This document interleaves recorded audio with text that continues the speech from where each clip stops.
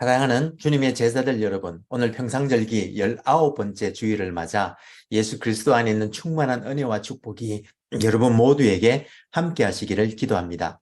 이곳 아요아는 이번 주에 가을 하늘의 맑은 햇살과 찬 가을 바람이 나무들을 단풍으로 물들이며 가을스러움을 더해가고 있습니다. 여러분이 계시는 일리노이와 미시간과 뉴욕과 또 세계 도처에서 이 예배에 함께 하시는 모든 분들이 계시는 곳은 어떤지 모르겠습니다만 모쪼록 가을을 맞아 하나님의 은혜 안에서 모두 건강하고 행복하시기를 기도합니다. 그럼 오늘 평상절기 9번째 날 주일날 아침에 하나님의 영광의 예배에 초대받고 함께 하신 여러분 모두를 환영하며 전능하신 하나님 우리 아버지, 우리의 구주가 되시는 예수님, 또 우리의 성화주가 되시는 성령님을 예배하는 자리로 함께 나갔으면 좋겠습니다. 내 조상들도 알지 못하는 만나를 광야에서 너에게 먹이셨나니 이는 다 너를 낮추시며 너를 시험하사 마침내 내게 복을 주려 하심이었느니라. 하늘과 땅들아 기뻐하라. 주께서 성령을 통하여 그의 공의와 사랑으로 온 땅을 영원히 통치하시는도다. 온 땅의 인생들아 하나님 아버지를 찬송할지로다. 우리가 그를 힘입어 살며 기도하며 존재하기 때문임이니라. 같이 기도하심으로 주님 은혜의 보좌 앞으로 나가시겠습니다. 거룩하신 하나님 아버지, 오늘 평상절기 19번째 주일을 맞아 이렇게 청명하고 아름다운 가을날에 우리의 건강과 믿음을 지켜주셔서 오늘도 이 자리에 나와 하나님을 예배하게 하시니 감사와 찬송을 올려드립니다. 하나님 아버지, 지금 이 시간 우리가 성령과 진리로 예배드릴 때에 여기 함께한 모든 주님의 백성들에게 영광으로 임하여 주옵시되 아버지의 크신 사랑 안에서 우리 주 예수 그리스도의 은혜와 성령님의 은사 주심이 우리 모두를 충만케 하여 주옵시고 저희들이 올려드리는 감사와 찬송과 영광을 하나님 아버지 홀로 받아 주옵소서. 영광의 주님, 우리 주님 예수님 이름으로 기도합니다. 아멘. 오늘 하나님께서는 신명기 8장 말씀을 통해서 우리들에게 말씀하십니다. 제가 신명기 8장 11절에서 20절까지 말씀을 읽어드릴 때에 여러분들의 마음에 하나님께서 친히 말씀해 주실 줄 믿으며 먼저 본문을 읽기 전에 오늘 본문의 컨텍스트를 잠시 알아보면 좋겠습니다. 오늘은 출애굽기 2세들이 이제 막 가나안을 정복하기 위하여 요단강을 건너기 바로 전에 모세가 그들에게 한 두 번째 설교로 광야에서 그들을 낮추시고 줄이게 하셔서 그들에게 만나를 먹이신 것은 그들을 연단하사 마침내 복을 주시기 위한 것이었음을 기억하라고 하면서 가나안 땅에 들어가 겸손히 하나님의 뜻대로 살면서 하나님을 경외함으로 복받고 하나님께 감사하라고 권면하는 내용인데 제가 8장 11절부터 읽어드리도록 하겠습니다. 이것은 하나님의 말씀입니다. 내가 오늘 너에게 명하는 하나님의 명령과 법도와 규례를 지키지 아니하고 너의 하나님 여호와를 잊어버리지 않도록 삼갈지어다. 너가 먹어서 배부르고 아름다운 집을 짓고 거주하게 되며 또 너의 소와 양이 번성하며 너의 은금이 정식되며 너의 소유가 다 풍부하게 될 때에 너의 마음이 교만하여 너 하나님 여호와를 잊어버릴까 염려하노라. 여호와는 너를 애굽 땅 종되었던 집에서 이끌어내시고 너를 인도하여 그 광대하고 위험한 광야 곧 불뱀과 전갈이 있고 물이 없는 간조한 땅을 지나게 하셨으며 또 너를 위하여 단단한 반석에서 물을 내셨으며 너의 조상들도 알지 못하던 만나를 광야에서 너에게 먹이셨나니 이는 다 너를 낮추시며 너를 시험하사 마침내 너에게 복을 주려 하심이었느니라. 그러나 너가 마음에 이르기를 내 능력과 내 손의 힘으로 내가 이 재물을 얻었다 말할 것이라. 너 하나님 여호와를 기억하라. 그가 너에게 재물 얻을 능력을 주셨음이라. 이같이 하심은 너의 조상들에게 맹세하신 언약을 오늘과 같이 이루려 하심이니라. 너가 만일 내 하나님 여호와를 잊어버리고 다른 신들을 따라 그들을 섬기며 그들에게 절하면 내가 너희에게 증거하노니 너희가 반드시 멸망할 것이니라. 여호와께서 너희 앞에서 멸망시키신 민족들 같이 너희도 멸망하리니 이는 너희가 너희의 하나님 여호와의 소리를 청종하지 아니함이니라. 이것은 하나님의 말씀입니다. 다 같이 감사합니다, 하나님. 잠시 기도하시겠습니다. 오 주님, 지금 이 시간 하나님의 말씀을 듣기를 원합니다. 하늘의 지혜와 진리의 말씀을 들을 때에 성령의 조명하심으로 우리의 마음을 여시고 말씀을 깨닫게 하여 주옵시되 주님의 생명의 말씀에 순종하는 은혜를 더하여 주옵소서.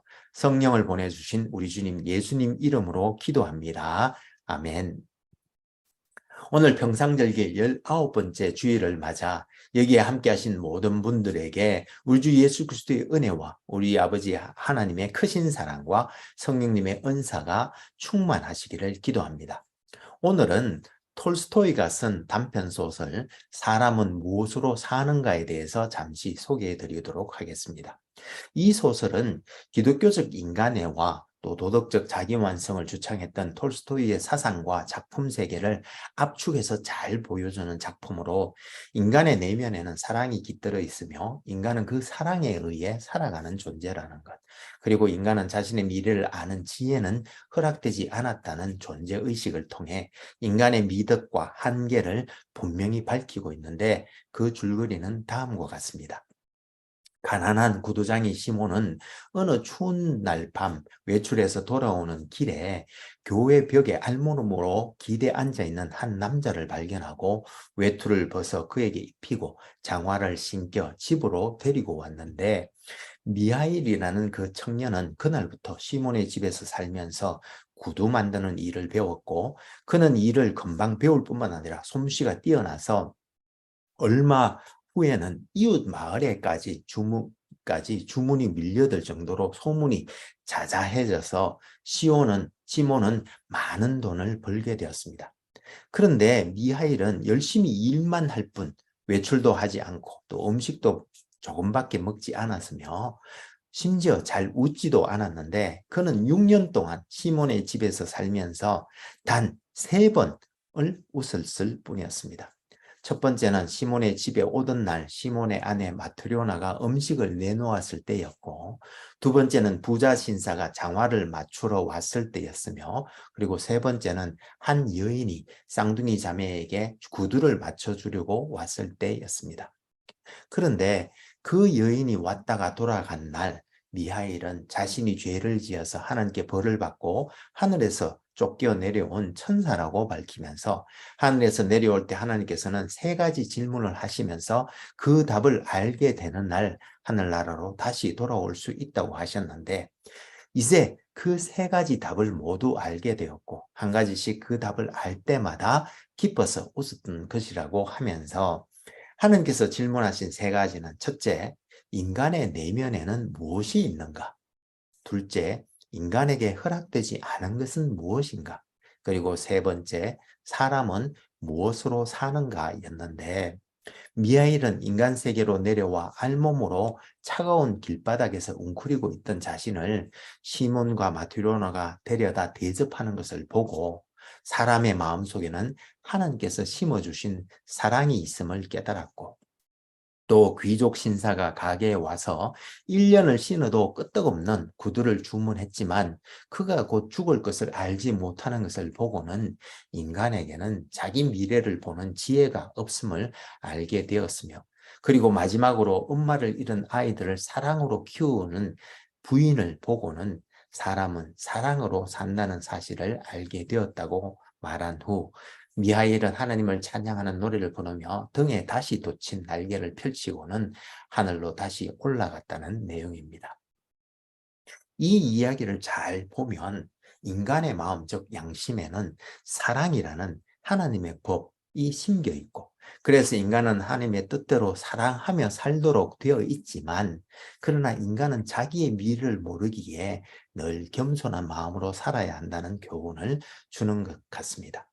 그런데 여러분, 오늘 본문에도 보면 결국 하나님께서는 이스라엘 백성을 구원하셔서 하나님의 법대로 즉 사랑하며 살도록 하시기 위해서 그들 광야에서 40년 동안 훈련시키셨다고 하는데 우리 함께 본문을 살펴보시면서 하나님께서 어떻게 무엇으로 그들을 훈련하셨는지, 그리고 그 목적은 무엇이었는지 알아보고 함께 은혜 나눌 수 있기를 소망합니다.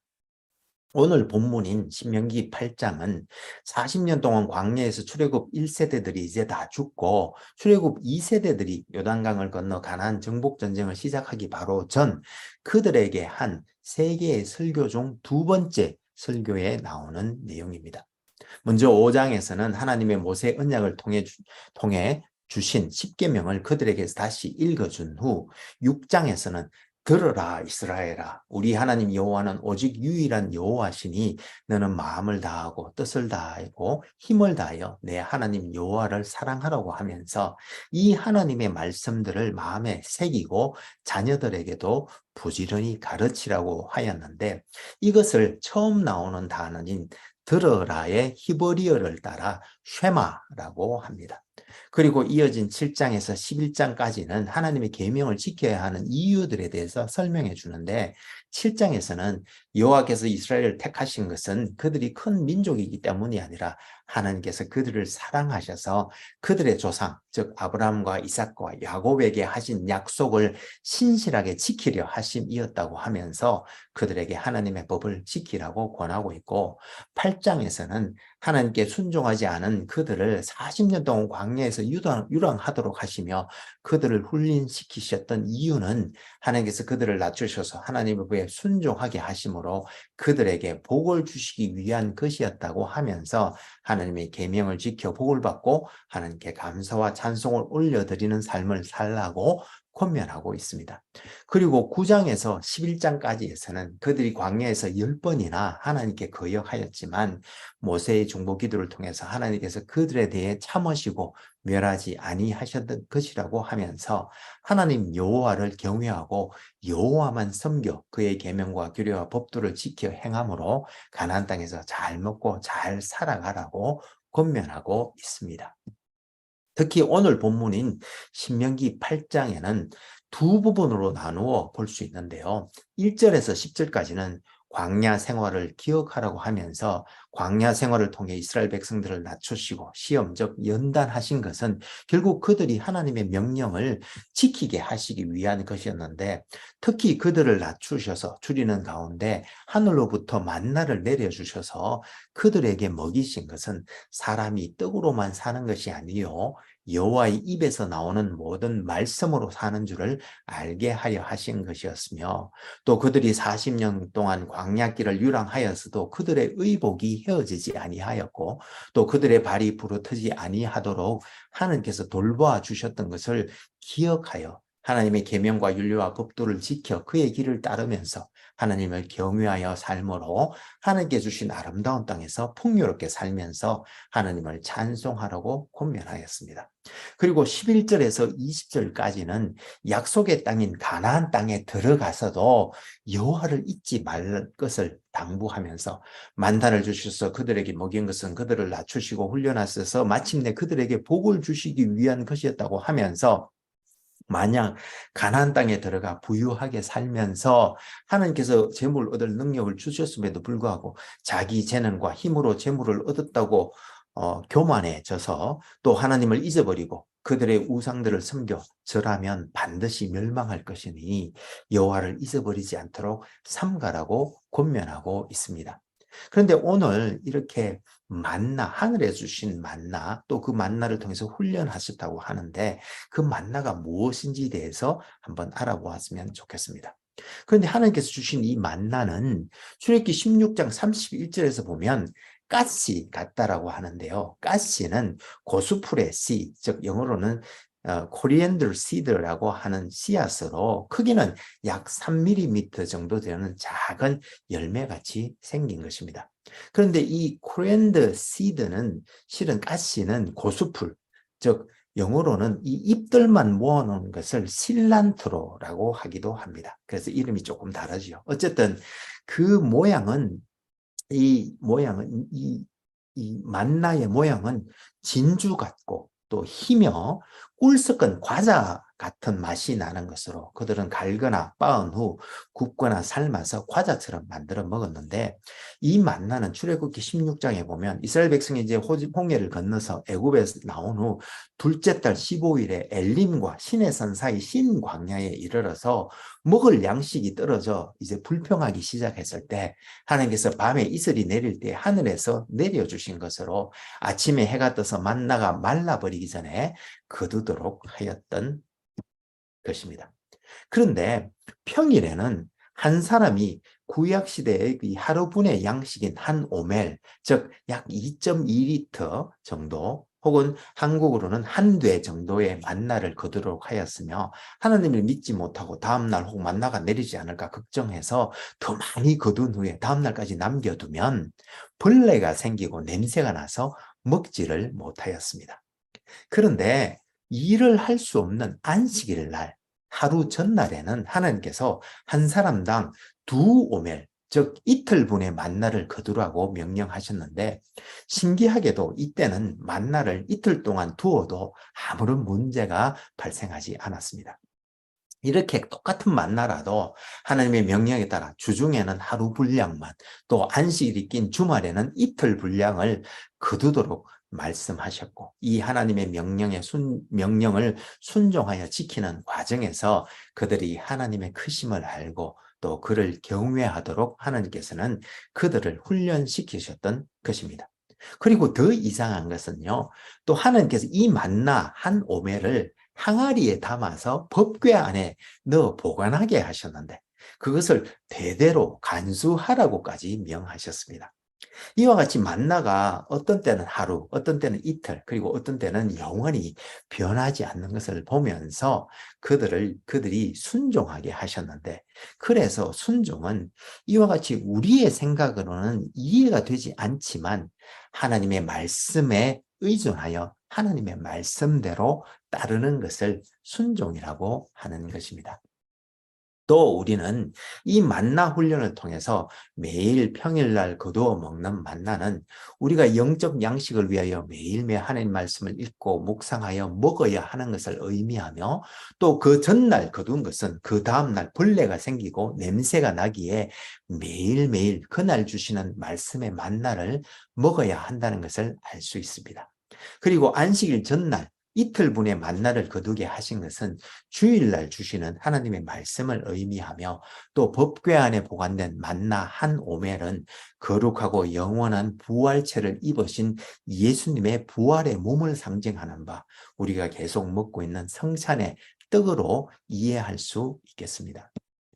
그래서 우리 주님께서도 자신은 생명의 떡이라고 말씀하셨던 것인데, 요한복음 6장에서 예수님께서 보리떡 5개와 물고기 2마리로 5,000명을 먹이는 기적을 베푸시자 이것을 본 많은 사람들이 예수님을 따르기 시작했는데, 그때 주님께서 썩을 양식을 위해 일하지 말고 영생을 주는 양식을 위해 일하라고 하시며, 그것은 바로 하나님께서 보내신 이를 믿는 것이라고 말씀해 주셨고, 그러자 그들이 그러면 우리가 당신을 보고 믿을 수 있도록 우리 조상님들처럼 만나를 먹게 해달라고 요청하였고, 그때 주님께서는 너희 조상들은 만나를 먹었어도 죽었거니와 나는 생명의 떡이니 사람이 이 떡을 먹으면 영생하게 될 것이라고 말씀해 주셨는데, 그래서 우리는 매 성찬 때마다 예수님의 몸을 상징하는 떡, 즉 영생을 주는 만나를 먹고 있으며, 또한 날마다 예수님, 즉 말씀을 먹고 있는 것입니다. 따라서 우리는 주님께서 가르쳐 주신 주기도문에서 우리에게 일용할 양식을 주옵소서라고 기도하는 것은 실은 우리 육신의 양식뿐만 아니라 우리 영의 양식도 구하는 것임을 알 수 있는데, 그래서 오늘 본문 신명기 8장 3절에서도 너를 낮추시며 너를 줄이게 하시며 또 너도 알지 못하며 내 조상들도 알지 못하던 만나를 너에게 먹이신 것은 사람이 떡으로만 사는 것이 아니요 여호와의 입에서 나오는 모든 말씀으로 사는 줄을 내가 알게 하려 하심이었다고 말씀하셨던 것입니다. 아무튼 결국 만나는 하느님을 알고 경외하게 만들 뿐만 아니라 자기 자신의 부족함과 연약함을 깨닫게 하셔서 겸손하게 하시고, 또한 온유한 마음으로 하나님의 말씀에 순종하도록 하여 하나님의 뜻을 쫓아 하나님의 말씀, 즉 계명과 율례와 법도에 순종하고 또 하나님의 길을 따르는 과정에서 그들에게 하나님의 복, 즉 하나님께서 함께 하시는 복을 주시기 위하였던 것이었습니다. 그래서 소망하옵교는 우리들도 이렇게 하나님의 말씀과 예수 그리스도의 몸된 성찬의 떡을 매일 매주 그리고 영원히 읽고 묵상하고 먹음으로 우리의 영이 더욱 성장하고 우리의 삶도 더욱 풍성해지는 우리 모두가 될 수 있기를 소망합니다. 그런데 여러분, 저는 신명기 8장을 읽으면서 한 가지 질문이 생겼습니다. 무슨 말인가 하면 가나안 땅이 아름다운 젖과 꿀이 흐르는 땅이라고 하는데 과연 그런가 하는 의문이 생겼던 것이었습니다. 혹 여러분 이스라엘 즉 가나안 땅에 가보신 적이 있으신가요? 물론 그곳에도 분천과 샘이 흐르는 아름다운 곳도 있고 밀과 보리의 소산지요 또 포도와 무화과와 석류와 감람나무와 꿀이 생산되는 곳이었으며 또 철과 동이 나는 땅이기도 합니다만 대부분 유대 지방은 산악 지형으로 되어 있어서 나일강 주변의 비옥한 애굽 땅에 비한다면 그리고 티그리스 강이나 또 유프라테스 강이 흐르는 비옥한 메소포타미아 땅에 비한다면 과연 젖과 꿀이 흐르는 가나안 복지의 땅이라는 표현은 왠지 궁색하게만 느껴져서 과연 가나안 땅이 하나님의 복이 넘쳐나는 그런 땅이 맞나 하는 의문이 들었던 것이었습니다.